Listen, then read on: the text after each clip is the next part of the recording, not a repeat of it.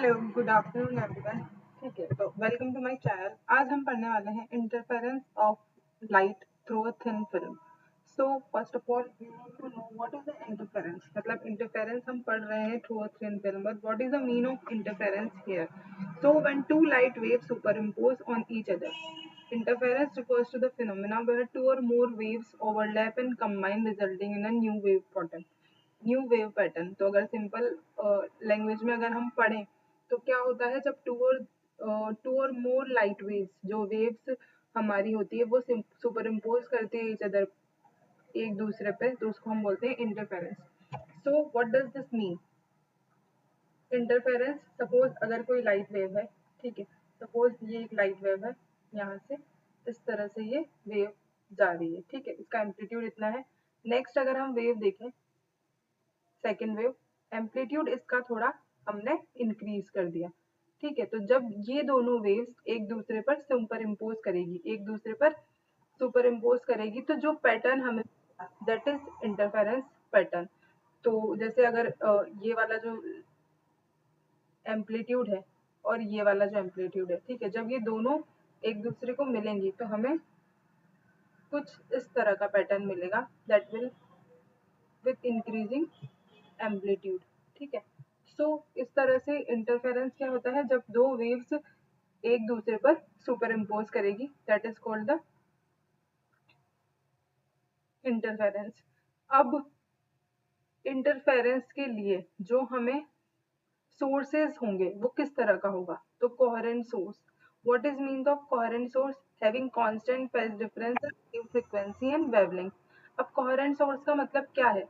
ऐसे दो सोर्स हम ले रहे हैं जिनकी क्या हो, मतलब सोर्स तो डिफरेंट हो सकते हैं बट उन सोर्स की वेवलेंथ सेम होनी चाहिए, मतलब लैम्डा सेम होना चाहिए। अगर यहाँ पे देखें तो लैम्डा सेम होना चाहिए। नेक्स्ट उनकी फ्रिक्वेंसी हम देखें तो न्यू भी जो है वो सेम होनी चाहिए, मतलब ऐसा ना हो कि ये दोनों न्यू ही होने चाहिए, न्यू वन न्यू टू हम नहीं ले सकते। सेम कांस्टेंट फेज डिफरेंस, तो उन दोनों का जो फेज डिफरेंस है that will be del phi, वो भी सेम होना चाहिए, तब हम बोल सकते हैं कि वो दोनों सोर्स कोहेरेंट है, ठीक है। बट एक क्वेश्चन है कि सपोज इंटरफेरेंस अगर हम देख रहे हैं तो that will B through coherent source, मतलब वो कोहेरेंट सोर्सेज के थ्रू ही क्यों होगा? तो इसका इनकोहेरेंट सोर्स भी हम ले सकते हैं, इनकोहेरेंट सोर्स हम ले सकते हैं, बट इनकोहेरेंट सोर्स में क्या होगा कि जो हमें पैटर्न है वो इस तरह का नहीं मिलेगा, मतलब कहीं ऐसा होगा कि बहुत ज्यादा मैक्सिमम हो रहा है, कहीं ऐसा होगा कि जो फ्रिंज है, मतलब जो भी मिनिमा और मैक्सिमा है वो वेनिश ही हो रहा है, मतलब वो कैंसिल जीरो हो रहा है, तो उस केस में इसीलिए हम कोहेरेंट सोर्स लेते हैं। नाउ इंटरफेरेंस के टाइप, इंटरफेरेंस दो टाइप के होते हैं, first will be constructive and then destructive.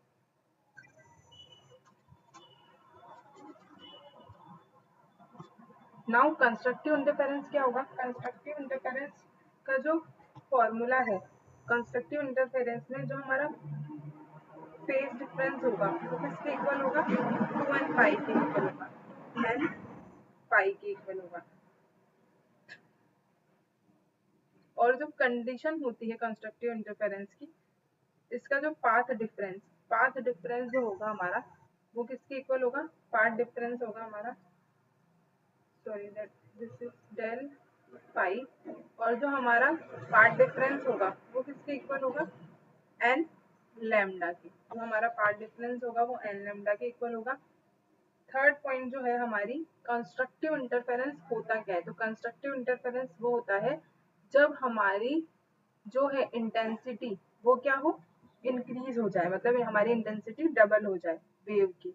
तो जैसे मैंने यहाँ पहले वाला जो एग्जांपल बताया था, ये वाला, कि हमारा जो है एम्पलीट्यूड इंक्रीज हो रहा था, तो वही क्या होगा हमारा कंस्ट्रक्टिव इंटरफेरेंस। अब इसका जो फॉर्मूला होगा, मतलब इसमें इंटेंसिटी किस तरह से जुड़ेगी, तो जो कंस्ट्रक्टिव इंटरफेरेंस में हमारी इंटेंसिटी होगी वो होगा root I1 plus root I2 का whole square. This is the formula for constructive interference intensity. In terms of amplitude अगर हम देखें कि इंटेंसिटी क्या होगी, तो यहाँ पर इंटेंसिटी होगी A1 प्लस A2 का होल स्क्वायर।